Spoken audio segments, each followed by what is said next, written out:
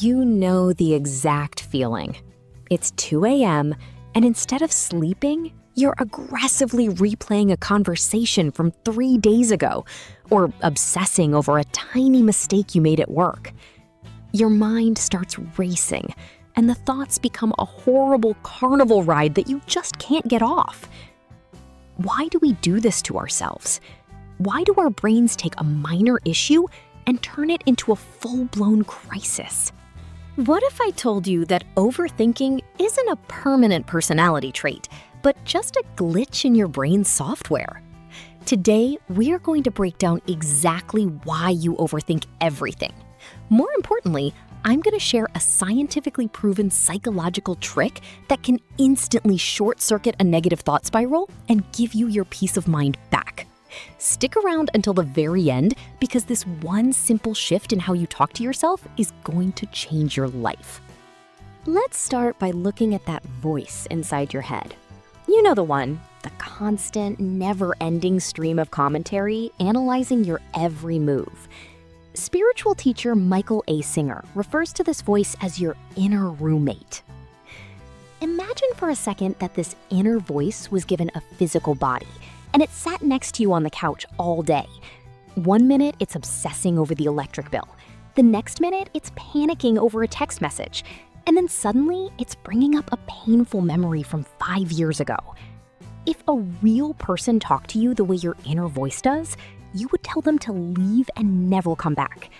Yet, because it's inside our own heads, we listen to it, we believe it, and we let it completely ruin our mood. So, why does the brain do this? Neuroscience has discovered that mind wandering is actually the brain's default state. When we aren't highly focused on a specific task, our brains automatically transport us to past events or imagined future scenarios.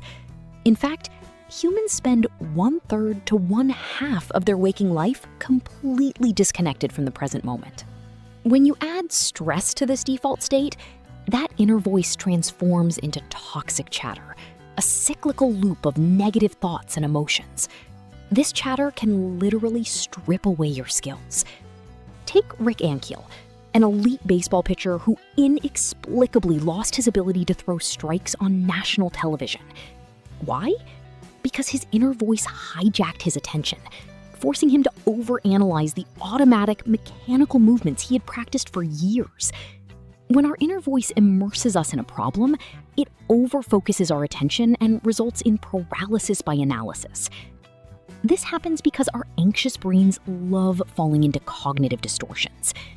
According to psychology expert Nick Trenton, one of the most common distortions is all or nothing thinking. Your brain tells you that if you don't get this one presentation absolutely perfect, your entire career is ruined forever.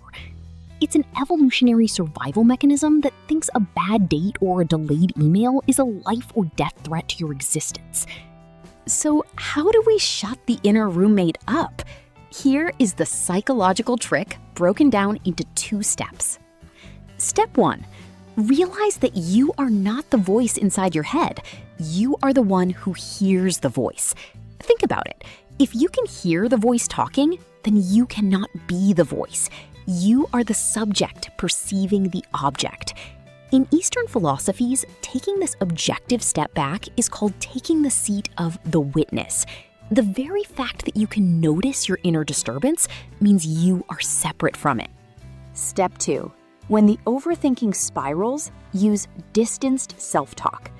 When we overthink, we usually use first-person pronouns, saying things like, "Why did I do that? What is wrong with me?" Instead, psychologist Kross suggests silently talking to yourself using your own name or third-person pronouns. If your name is Sarah, you literally think to yourself, "Sarah, why are you so stressed about this? You have handled worse before." This sounds incredibly simple, but the science behind it is mind-blowing. Brain scans show that using your own name to reflect on a stressful situation drops the emotional electrical activity in your brain within 1 single second. It works because it shifts your perspective so rapidly that it doesn't even drain your mental energy. It tricks your brain into thinking you are advising a friend, giving you immediate emotional distance. It literally transforms a biological threat response in your cardiovascular system into a manageable challenge response. And if you ever feel that overthinking turning into a full-blown panic spiral, you need to pull your awareness out of the past or future and back into your physical body. You can do this using the 5-4-3-2-1 grounding technique. Find 5 things you can see, 4 things you can touch, 3 things you can hear, 2 things you can smell, and 1 thing you can taste. This forces your brain to engage with the present moment, instantly putting a roadblock in front of your runaway thoughts. Here's the main takeaway. Overthinking is optional. You cannot control the chaotic world around you, but you absolutely have the power to control where you place your focus. The next time you find yourself stuck on that mental carnival ride, remember that you are the witness. Use your name, step back, and give yourself the advice you would give to your best friend. If this psychological trick helped you, hit that like button and subscribe to the channel for more strategies to master your mind. And I want to hear from you. What is the #1 thing your inner roommate overthinks the most? Drop it in the comments below. See you in the next video.